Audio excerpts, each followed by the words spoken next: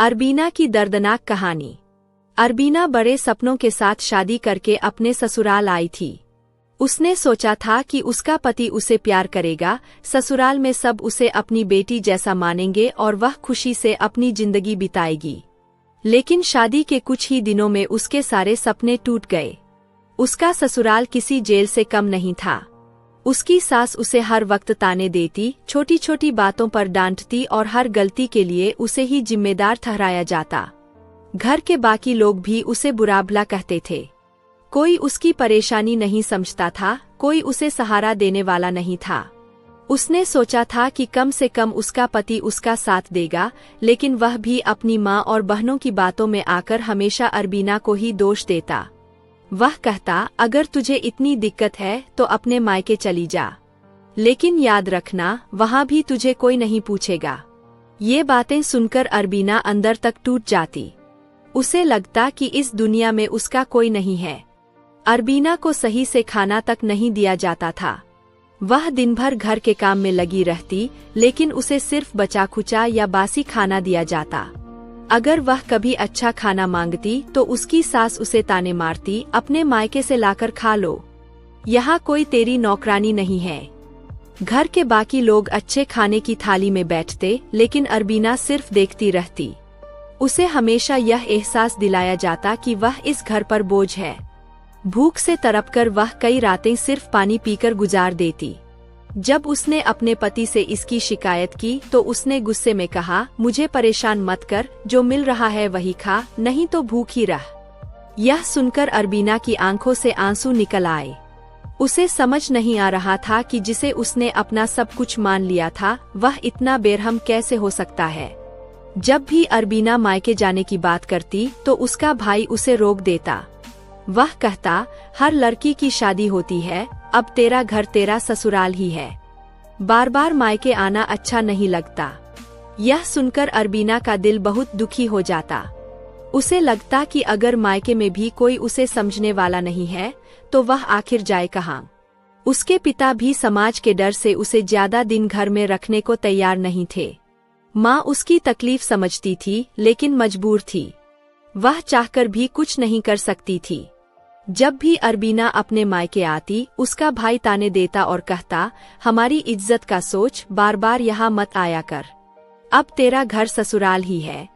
यह सुनकर अरबीना की आंखें भर आती। मायके के दरवाजे से बाहर निकलते ही वह अपने आंसू पोंछती और फिर उसी नर्क में जाने के लिए मजबूर हो जाती जिसे लोग उसका घर कहते थे। हर दिन अरबीना के लिए और मुश्किल होता जा रहा था। वह खुद से पूछती कि आखिर मेरी गलती क्या है, मैं कौन सा गुनाह कर चुकी हूँ जो मुझे इतनी तकलीफ मिल रही है। उसकी सास और नंदेन उसे नीचा दिखाने का कोई मौका नहीं छोड़ती थी। जब भी वह किसी से अपनी परेशानी कहने की कोशिश करती तो उसे चुप करा दिया जाता। उसे कहा जाता कि हर लड़की को शादी के बाद यह सब सहना पड़ता है, लेकिन क्या हर लड़की को इतनी जिल्लत भरी जिंदगी जीनी पड़ती है? क्या हर लड़की को भूखा रहना पड़ता है? क्या हर लड़की को अपने ही घर में नौकरानी बनकर रहना पड़ता है? इन सवालों ने उसकी आत्मा को तोड़ दिया था। एक दिन जब वह बहुत परेशान थी तो उसने अपने भाई को फोन किया और कहा, भाई मुझे यहाँ से ले जाओ, मैं अब और नहीं सह सकती। लेकिन उसके भाई ने गुस्से में जवाब दिया, तू हमेशा क्यों रोती है? अब तेरा घर तेरा ससुराल ही है, हमें परेशान मत कर। यह सुनकर अरबीना का दिल पूरी तरह से टूट गया। उसे अब यकीन हो गया कि इस दुनिया में उसका कोई नहीं है। मायके में भी उसे अपनाने वाला कोई नहीं था, ससुराल में तो पहले ही उसे कोई कद्र नहीं थी। वह बिल्कुल अकेली थी, पूरी तरह से बेसहारा। उस रात उसे बहुत भूख लगी। उसने अपनी सास से खाना मांगा, लेकिन उसकी सास ने उसे धक्का देते हुए कहा, मर जा, लेकिन मुझसे खाना मत मांग, तुझे यहाँ खिलाने के लिए नहीं रखा है। यह सुनकर अरबीना की आंखों के आगे अंधेरा छा गया। वह अपने कमरे में गई, दरवाजा बंद किया और देर तक रोती रही। उसकी आंखों में कोई उम्मीद नहीं बची थी। उसने अलमारी से दुपट्टा निकाला, पंखे की ओर देखा और सोचा, अब और नहीं सह सकती। अगली सुबह जब सास ने अरबीना को बुलाया और कोई जवाब नहीं मिला तो उसने गुस्से में दरवाजा खटखटाया। जब अंदर से कोई आवाज नहीं आई तो उसने अपने बेटे को बुलाया और दरवाजा तुड़वाया। जैसे ही दरवाजा टूटा, सामने का नजारा देखकर सबके पैरों तले जमीन खिसक गई। अरबीना पंखे से लटकी हुई थी। उसकी आंखें बंद थीं, चेहरा सूखा और बेरंग था।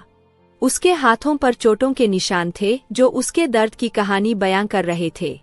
घर में मातम छा गया, लेकिन यह मातम सिर्फ दिखावे का था। जिन लोगों ने उसे जीते जी एक निवाला ठीक से नहीं दिया, वे अब आंसू बहा रहे थे। अरबीना की मौत के बाद पुलिस आई, मामला दर्ज हुआ, लेकिन जैसा कि अक्सर होता है, कुछ दिनों में सब शांत हो गया। ससुराल वालों ने झूठी कहानियां बनाई, मायके वाले चुप रहे और उसकी मौत को भी उसकी ही गलती ठहरा दिया गया।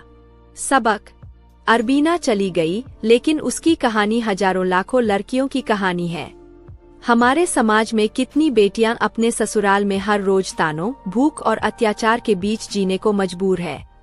कितनी लड़कियां मायके से यह सुनकर लौटा दी जाती है कि अब तेरा घर तेरा ससुराल है। लेकिन ससुराल को कभी यह क्यों नहीं कहा जाता कि अब यह तुम्हारी जिम्मेदारी है। इस समाज को अब बदलना होगा। बेटियों को कमजोर समझना बंद करना होगा। जब भी कोई लड़की तकलीफ में हो तो उसे यह महसूस न होने दिया जाए कि वह अकेली है। अगर किसी की बहन, बेटी या दोस्त तकलीफ में हो तो उसे यह मत कहो कि सह लो, सब सहते हैं, बल्कि उसका साथ दो, उसकी आवाज बनो। अगर एक और अरबीना मरी तो उसका खून सिर्फ उसके ससुराल वालों के हाथों पर नहीं, बल्कि उन सब के हाथों पर होगा जिन्होंने उसे